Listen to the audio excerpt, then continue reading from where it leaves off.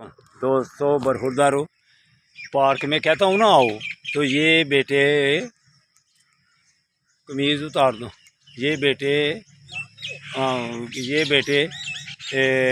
एक उल्टे पुशअप लगाने लगा या बाजी लगाने लगा। अल्हम्दुलिल्लाह। क्या नाम बेटा बुलाया? ज़ुहैब बेटा है ये।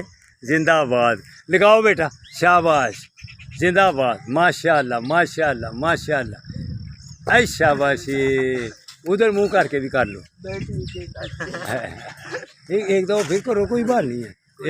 अब इधर मुंह करना है ना, इधर तेरा मुंह आए। ये देखिए बेटा, शाबाश शाबाश शाबाश।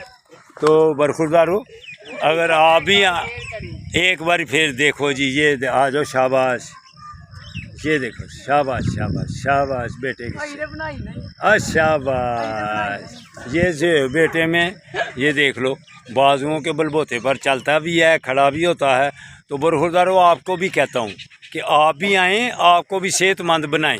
जो बेटा भी आएगा उसको अल्लाह की मेहरबानी से सेहतमंद बनाएंगे। तो बरखुरदारो young old man Sialkot YouTube पर खोलो तो ऐसी वर्जिशें देखो ज़ुहैब बेटे की तरह। तो पप जी और गंदे चैनल जो है ना, उन्हें छोड़ दो, उनमें तबाही है। पप जी ते गंदे चैनल, उनको बेटा छोड़ो।